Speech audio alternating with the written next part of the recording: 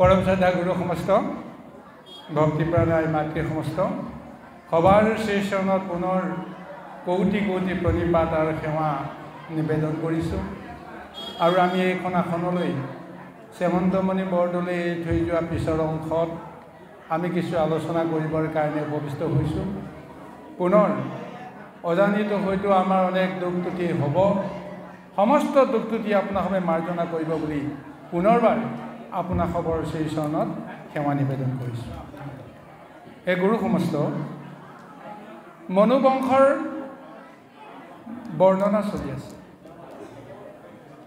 স্বয়ম্ভু মনুৰ 5টা সন্তান, তাৰে 3গৰাকী কন্যা আৰু 2জন পুত্ৰ। ইতিমধ্যে এই স্বয়ম্ভু মনুৰ 3গৰাকী কন্যাৰ বংশ বিৱৰণৰ ধাৰাটো চলি আছে। প্ৰথমগৰাকী হৈছে আকুতি, তাৰপিছত প্ৰসূতি আৰু দেৱহূতি। এতিয়া দেৱহূতিৰ পৰাই আৰম্ভ কৰিছে মনু কন্যাসকলৰ বংশৰ বিৱৰণৰ যিটো ধাৰা।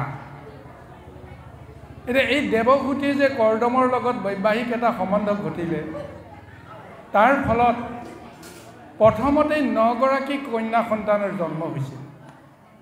এতিয়া এই 9গৰাকী কন্যা সন্তান কিয় জন্ম হ'ল তাৰ ৰহস্যটো এটা বেলেগ এটা তাৰ দিশ আছে।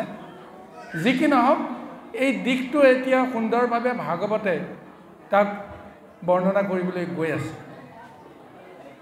ইয়াৰ আগৰ পদত উল্লেখ কৰিছে যে 9গৰাকী কন্যাক 9জন ব্ৰহ্মঋষিৰ লগত বৈবাহিক এটা সম্বন্ধ কৰালে। এই 9জন ব্ৰহ্মঋষি কোন? স্বয়ম্ভু মনুৰে মানস পুত্ৰ সপ্ত ঋষিও আছে, তাৰ বাহিৰেও আৰু কেইবাজনো ঋষি আছে। এই সকলক সংসাৰিক কৰিবৰ কাৰণে প্ৰভু ভগৱন্তই লীলা কৰিলে, যাৰ ফলত প্ৰথমতেই সেই প্ৰভু ভগৱন্তে দেৱহূতি আৰু কৰ্দমৰ জৰিয়তে সংসাৰৰ যিটো লীলা আৰম্ভ কৰি দিলে। আৰু এই দেৱহূতি 9গৰাকী কন্যা কাক কাক বিয়া দিলে, কোন কোন ব্ৰহ্মঋষি? সপ্তঋষিৰ ভিতৰত আছে অত্ৰি আছে, বশিষ্ঠ আছে, এনেদৰে এই গোটেই ভৃগু আছে, ইত্যাদি ইত্যাদি ঋষিবিলাকৰ বৰ্ণনা ইতিমধ্যে আহিছে। কিন্তু এই বৰ্ণনাৰ মাজতে এতিয়া মৈত্য ঋষি বিদুৰক এটা বৰ আচৰিত আৰু ভাবিব লগা এটা বৰ্ণনা এটা দিলে যে অনুসূয়া নামৰ যিগৰাকী কন্যা দেৱহূতি আৰু কৰ্দমৰ জীয়ৰী হিচাপে পৰিচিত, তেওঁ সপ্ত ঋষিৰ অন্যতম ঋষি হৈছে অত্ৰি, ব্ৰহ্মাৰ সন্তান। সেই অত্ৰিৰ লগত বিয়া দিলে। অত্ৰিৰ লগত বিয়া দিয়াৰ সূত্ৰে তেওঁলোকৰ বংশৰ পৰিচয়ত আহি গ'ল স্বয়ং ব্ৰহ্মা, বিষ্ণু, মহেশ্বৰ। 3জনে আহি এই অত্ৰিৰ পুত্ৰৰূপে অনুসূয়াৰ গৰ্ভত জন্ম হ'ল। এইখিনিতে এতিয়া বিদুৰৰ মনত এটা প্ৰশ্ন আহিছে, বৰ আচৰিত স্বয়ং কৃষ্ণ প্ৰভু ভগৱন্ত অনন্ত কোটি ব্ৰহ্মাণ্ডৰ অধিকাৰী মায়া কৰিবলৈ আহোঁতে তেওঁ একৰ পৰা তিনিটা ৰূপ লৈছে ব্ৰহ্মা বিষ্ণু মহেশ্বৰ কাৰ এনেকুৱা সৌভাগ্য সি ব্ৰহ্মা বিষ্ণু মহেশ্বৰক একেলগে পুত্ৰ হিচাপে পোৱাৰ সৌভাগ্য এগৰাকী নাৰীৰে সম্ভৱ হৈছে সেইগৰাকী হৈছে অনুসূয়া গতিকে সেই অনুসূয়াই কি তপ কৰিছিল কি পুণ্য কৰিছিল কিহৰ কাৰণে প্ৰভু ভগৱন্তই তেওঁলোকক কৃপা কৰিব লগা হ'ল এই কথাখিনি জানিবৰ কাৰণে বিচাৰিছে এতিয়া তাৰ উত্তৰত আনন্দ মনেৰে এতিয়া মৈত্ৰেয় ঋষিয়ে বিদুৰক এই সমস্ত ৰহস্য এতিয়া বৰ্ণনা দিবলৈ গৈছে তেখেতে কৈছে যেনেকৈ কৰ্দম ঋষিৰ ওচৰলৈকে ব্ৰহ্মাই আহি কৈছিল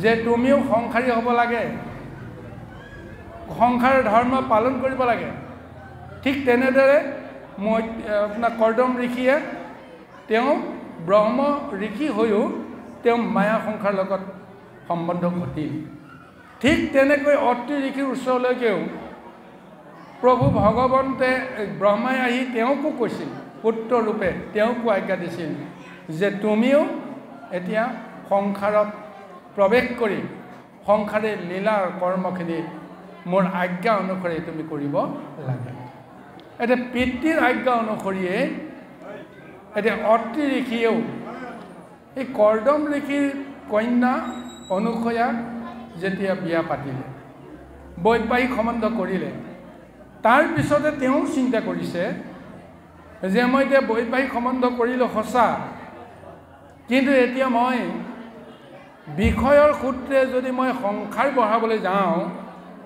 তেতিয়াহ'লে কাৰ লাভ হ'ব গতিকে তাতো গৈ মই আজি যদি সংসাৰত প্ৰৱেশ নকৰিলে নহয় তেতিয়াহ'লে মই এনেকুৱা এক সন্তান জন্ম দিম ঈশ্বৰ সদৃশ সন্তান মই জন্ম দি সেই সন্তানৰ পিতৃ হোৱাৰ গৌৰৱকণ মই পাব লাগিব কিন্তু এই কৰ্মখিনি কৰিবৰ কাৰণে যাওঁতে তেওঁতো ভাবিলেতো নহ'ব তেতিয়াহ'লে কোনোবাজনে তেওঁক নিশ্চয় এই কাৰ্যত তেওঁক কৃপা কৰিব লাগিব এটা কোনে কৃপা কৰিব তেওঁ ঈশ্বৰ সদৃশ এজন পুৰুষক পুত্ৰৰূপে পোৱাৰ যিটো বাসনা কোনে সাৰ্থক কৰিব তেতিয়া অত্ৰি ঋষিয়ে সিদ্ধান্ত কৰিলে ভাৰ্যা অনুসূয়াক তেওঁ ক'লে যে আমি যদি ঈশ্বৰ সদৃশ পুৰুষৰ পিতৃ আৰু মাতৃ হ'ব লাগে তেতিয়াহ'লে আমি ঈশ্বৰ পুৰুষক তপ কৰিব লাগিব গতিকে এই আলোচনাৰ সূত্ৰে এতিয়া দুয়োগৰাকী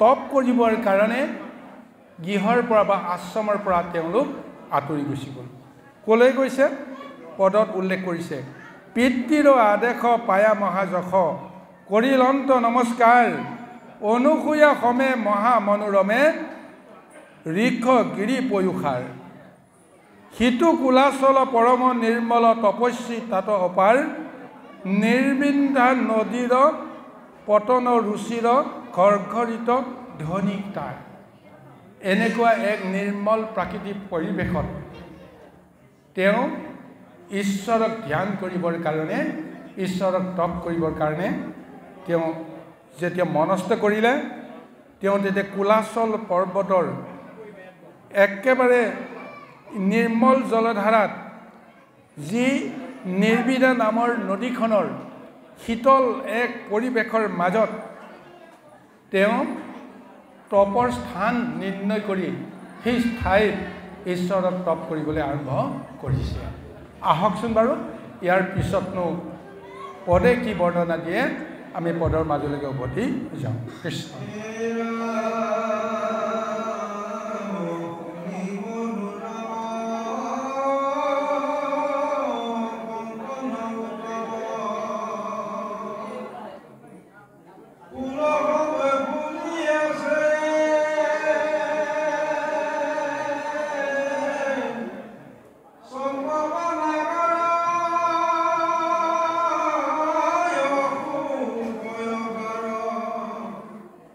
Nirvana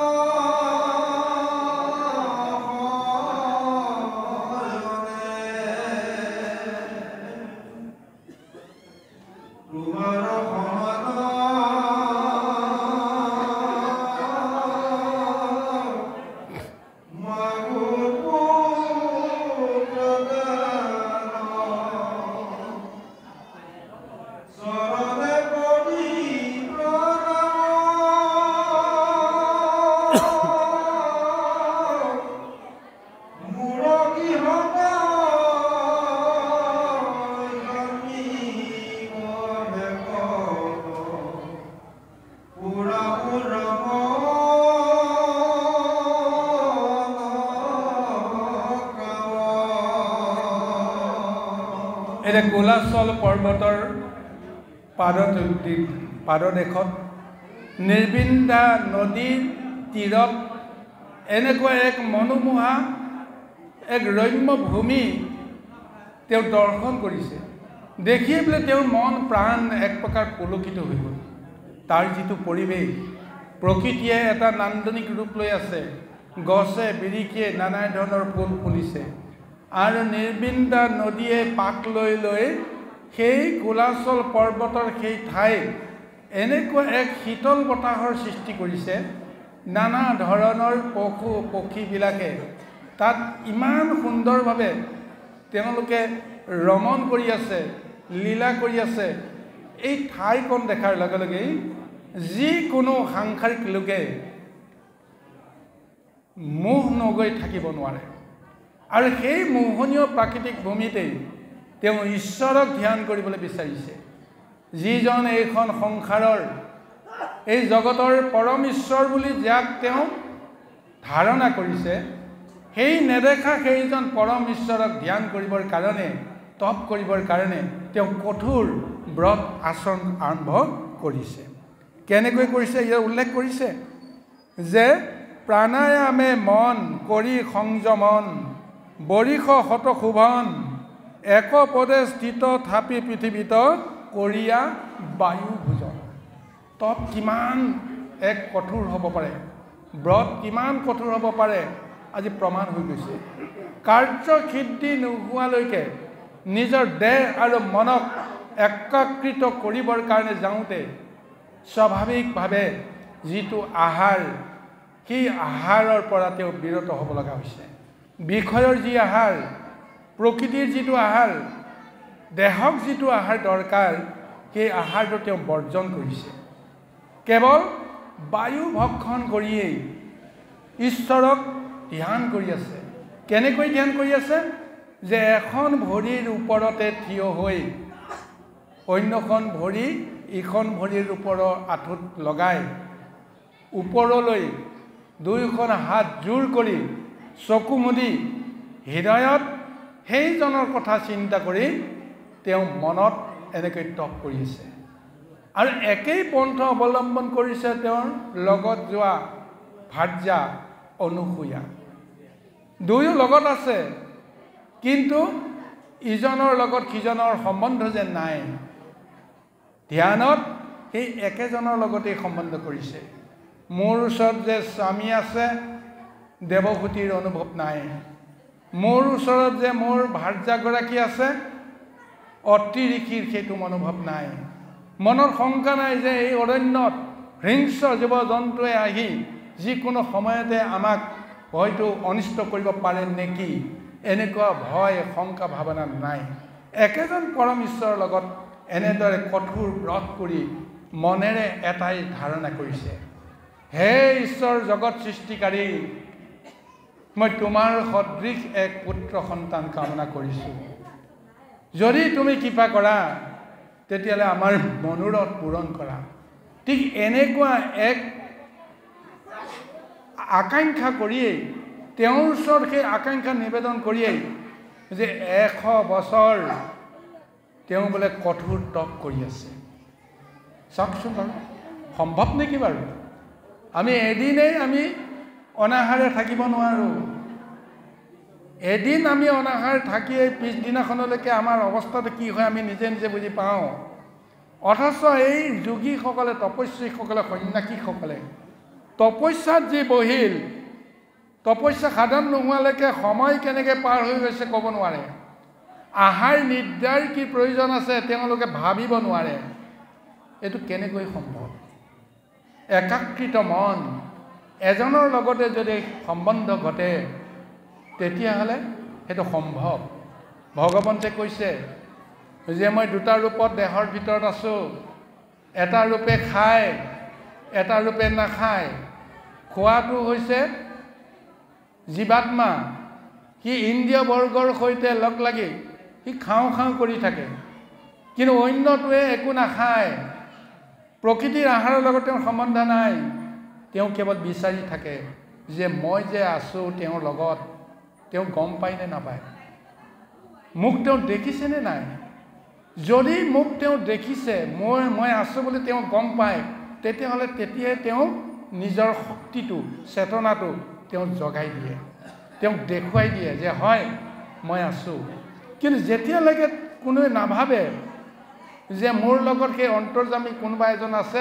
যিজন নহ'লে মই কোনো কাৰণতে মই বৰ্তি থাকিব নোৱাৰোঁ এই জ্ঞান যাৰ নাই সি দেখা নাপায় কিন্তু যিজন সাধক আজি অত্ৰি ঋষি আৰু অনুসয়ে যি তপ কৰিছে সেই ঋষিয়ে তপৰ সময়ত সেইজনৰ লগতে সম্বন্ধ কৰিছে যিজন বাহিৰত আছে নিৰাকাৰত তেওঁ লীন গৈ আছে আৰু একেজনে এটা ৰূপ লৈ নিৰাকাৰ ৰূপতে দেহৰ ভিতৰতে আছে গতিকে সেইজনক ধ্যান কৰি যিটো তেওঁলোকে কঠোৰ তপ কৰিছে সময় কেনেকৈ গৈছে ক'ব নোৱাৰে আৰু যিজনৰ লগত সম্বন্ধ কৰিছে তেওঁতো আহাৰ নাখায় তেওঁতোতো নিদ্ৰাৰ প্ৰয়োজন নাই গতিকে 100 বছৰ কেনেকৈ পাৰ হৈ গ'ল ক'ব নোৱাৰে এনেকৈ কঠোৰ তপ কৰাৰ পিছত ভগৱন্তে তুষ্ট নোহোৱাকৈ থাকিব নোৱাৰে এতিয়া যিজন জগত সৃষ্টিকাৰী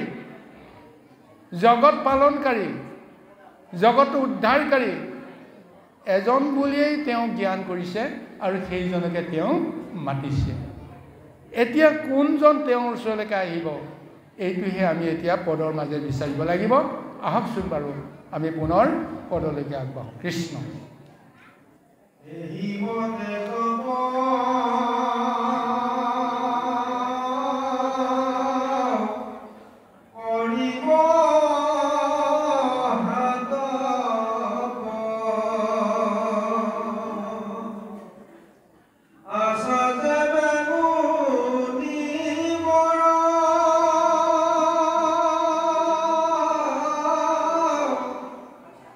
Moha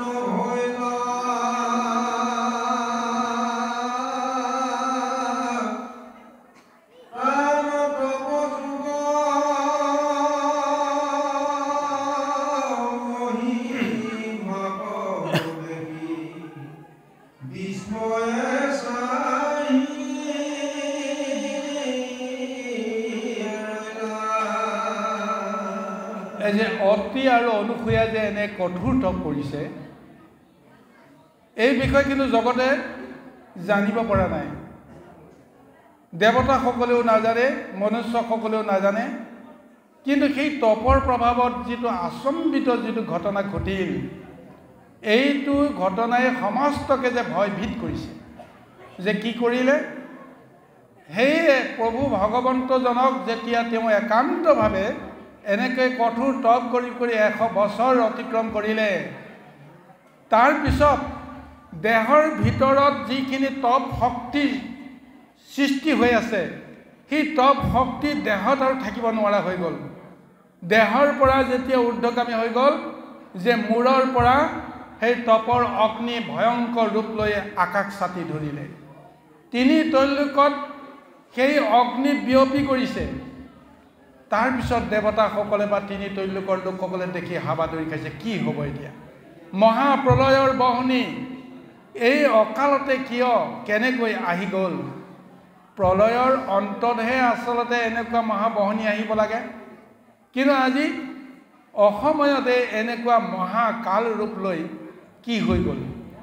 সমস্তই চিন্তা কৰিলে যে আমাৰ আৰু এতিয়া আৰু ৰক্ষা নাই, 3 তৈলোক ভস্ম হ'ব।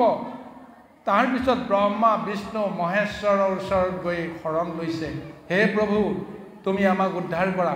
ক'ৰ পৰা কি হৈছে আমি ক'ব নোৱাৰোঁ।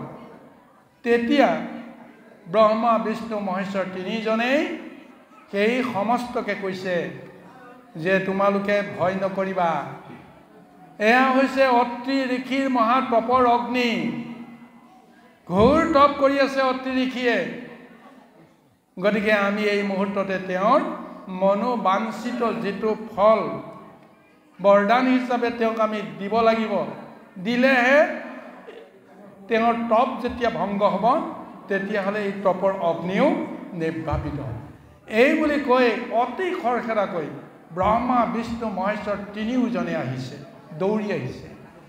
যেতিয়া ব্ৰহ্মা বিষ্ণু মহেশ্বৰ আহি গৈছে, তাৰ পিছতহে বাকী দেৱতাসকল, অপেশ্বৰীসকল, গন্ধৰ্বসকল, তেওঁলোকৰ মনত কিছু উৎসাহ আহিছে।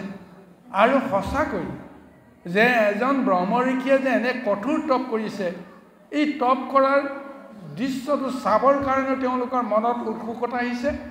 আৰু ব্ৰহ্মা বিষ্ণু মহেশ্বৰে গৈ সেই অত্ৰি ঋষিক কেনেদৰে কৃপা কৰে, তাক চাবৰ কাৰণেও দেখিবৰ কাৰণে তেওঁলোকৰ উৎসুক আহিছে। গতিকে ব্ৰহ্মা বিষ্ণু মহেশ্বৰক আগ কৰি সমস্তে যেতিয়া উৎসৱ কৰি আহিছে, 3জনৰ জয় গান গাই গাই আহিছে, আহি দেখিছে সঁচাকৈ অত্ৰি ঋষিয়ে ইমান কঠোৰ তপ কৰি আছে। এইখনত কাৰো মনত ভয় আৰু শংকা নাই। কিয় নাই? যে সন্মুখত আছে ব্ৰহ্মা বিষ্ণু মহেশ্বৰ। এই 3 দেৱ থকাৰ পিছত, 3 দেৱে আশ্বাস দিয়াৰ পিছত কাৰো ভয় শংকা নাই। কিন্তু আচৰিত হৈছে যে এজন মহৰ্ষিয়ে এনেকুৱা কঠোৰ তপ কৰিব পাৰে। আজি চকুৱে যেন তেওঁলোকে দেখিছে। আৰু সেই তপ দেখি অত্ৰি ঋষিৰ ওপৰতো তেওঁলোকৰ সাংঘাতিক এটা ভক্তি ভাৱনা আহিছে। আৰু তেওঁ অস্বীকাৰ কৰিব পৰা কোনো ব্যৱস্থা দেখা পোৱা নাই। কেৱল কৃষ্ণ লীলা তত্ত্বখিনি এতিয়া তেওঁলোকে বুজিবৰ কাৰণে প্ৰযত্ন কৰি ৰৈ আছে। আহক ইয়াৰ পিছত কৃষ্ণইনো কেনেকৈ অত্ৰি ঋষিক ধ্যান ভংগ কৰে জানো। কৃষ্ণ কৃষ্ণ আপোনাৰ খবৰ মাজত আমি পুনৰ বহু সময়ৰ অন্তত আহি পুনৰ এই আপোনালোকৰ আদেশ ক্ৰমে সন্নিৱিষ্ট হৈছোঁ। ইয়াৰ মাজতেই